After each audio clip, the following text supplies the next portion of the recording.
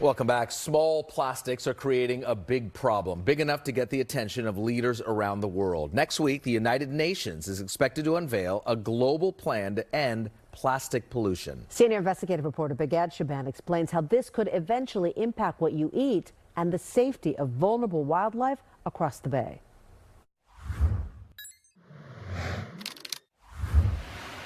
This California sea lion is recovering from wounds so deep they cut right to the bone.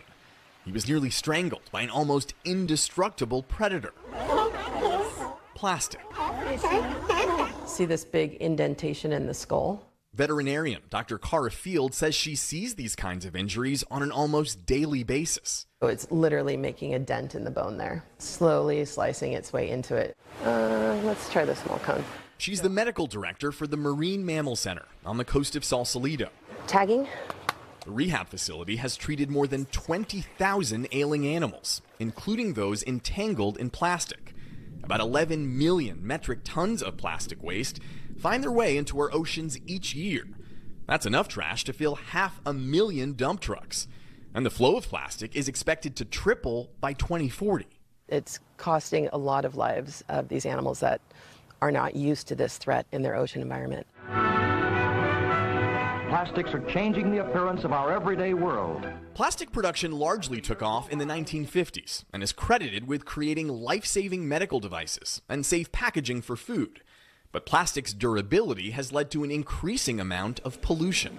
Just one plastic bottle can take up to 450 years to decompose. In fact, it's estimated most of the plastic ever made around the world still exists. And the effects on wildlife have been devastating. Plastic entangling birds, turtles, and dolphins.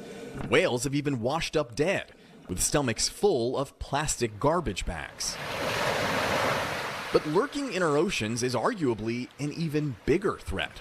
What's worse than all that plastic we can see? Microscopic plastic we can't. And they just get weathered and fragmented into smaller and smaller pieces. Margaret Spring is the Chief Conservation and Science Officer at the Monterey Bay Aquarium, where researchers have been diving into the impacts of microplastics.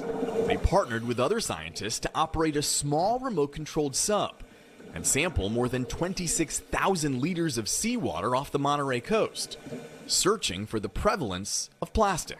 What we found at every depth was that microplastics were in the water column. So you found traces of plastic everywhere? Everywhere. As far down as 1,000 meters. Light can't even reach here, but plastic can. At these dark depths, floating microplastics look almost identical to these tiny specks of protein called marine snow that sea life rely on for food. So the plastic gets eaten up too, wreaking havoc in our oceans and eventually our own bodies. Plastic has been found in human blood, breast milk, even our brains. The long-term effects on humans and wildlife are still unclear, but plastic continues to be part of our own diet.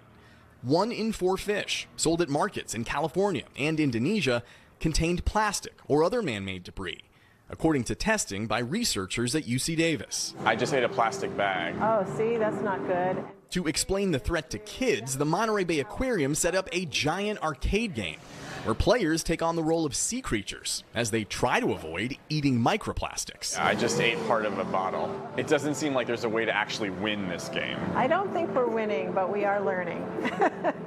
Oh, this is interesting. The aquarium is also partnering with scientists at Stanford to test river water, beach sand, even whale feces for microscopic signs of broken down plastic. You can't even see it, right?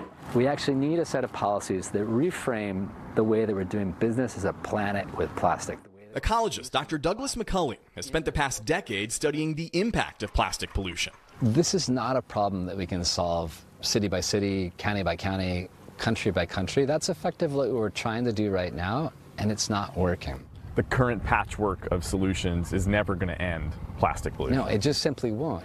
Which is why the United Nations and 167 of its member countries, including the US, China, India, and Japan, have agreed to strike a legally binding agreement by the end of this year to end plastic pollution.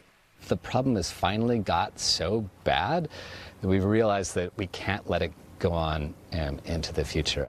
McCulley and his team of researchers at UC Berkeley and UC Santa Barbara created an online interactive tool using data and artificial intelligence to predict how certain policies can help shrink the world's growing pile of plastic.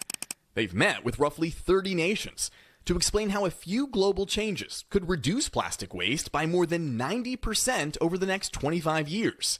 Reforms like capping the amount of plastic produced and requiring new plastic products be made with more recycled materials. It's not too late, but we have to do it now. It won't be easy. One thing more resilient than plastic is our reliance on it, despite a messy history, deep wounds, and a sea of trouble. The Plastics Industry Association tells us it supports the creation of a global treaty, but says capping plastic production would harm U.S. manufacturers. And the group questions whether it would even be sustainable. Meanwhile, member nations of the UN are gathering in South Korea right now. Over the next week, after more than 2 years of negotiations, they are finally expected to release that long-awaited plan to end plastic pollution. Bigad Shaban, NBC Bay Area News. We investigate.